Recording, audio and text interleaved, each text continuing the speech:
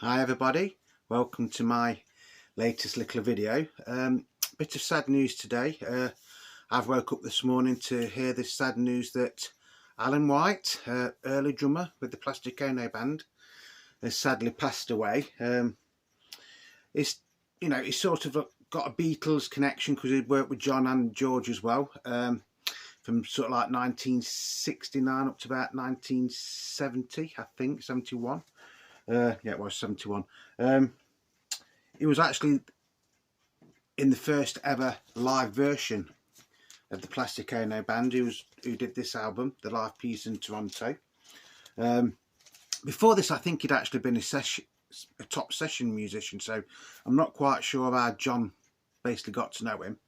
But yeah, so he played on all the tracks on this album. So it got Blue Suede Shoes, Money, Dizzy Miss Lizzie, Yard Blues, Cold Turkey, Give Peace a Chance, Don't Worry Kyoko, Mum is Only Looking for a Hand in the Snow, and John, Let's Hope for Peace. Now this was actually recorded in September 1969. Like I say, that is a live album, and Alan's drumming on that is absolutely fantastic. Like I say, that was the first ever live lineup of the Plastic Ono Band. So you got John Lennon on guitar and vocals, Yoko Ono on vocals, Eric Clapton on guitar, Klaus Voormann on bass, and then Alan White on drums. Sound quality on that is brilliant. We have done a recent video on that, but like I say, this is in loving memory of Alan White. So that was the first time that it worked with John Lennon. Then in 1970 he played drums on this, Instant Karma, which I think is one of John Lennon or the Plastic Ono Band's greatest ever singles, and his drumming on that, as far as I'm concerned, is where his place in history is well worth just for being on this single.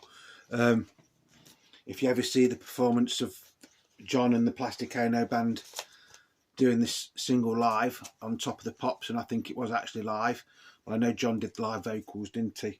And you see how happy Alan looks just, being on Top of the Pops, basically. Yeah, wonderful single. Brilliant drumming again.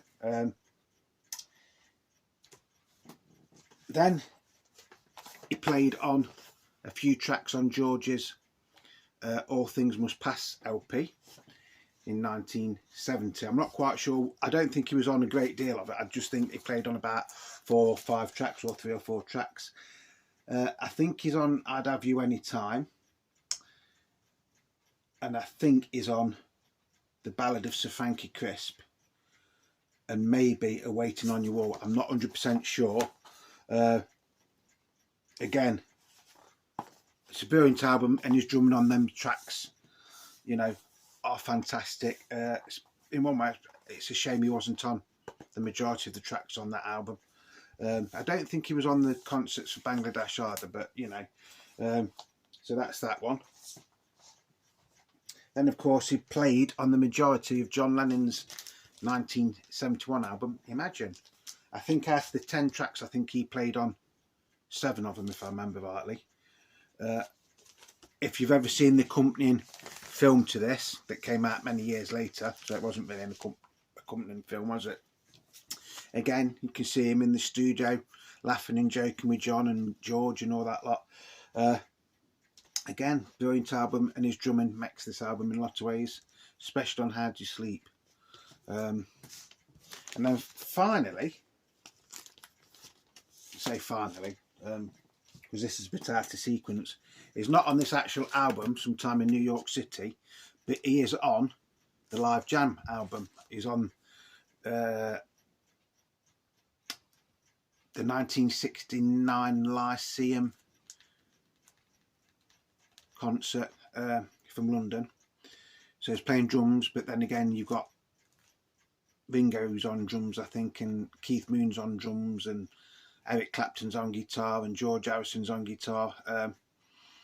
Very, very, very underrated drummer in a lot of ways. A lot of people probably wouldn't even know his name, to be honest. But I think his little bit of work with John and George justifies him, being a video made of him. Later on, I think he went to work with Yes, but I could be wrong on that.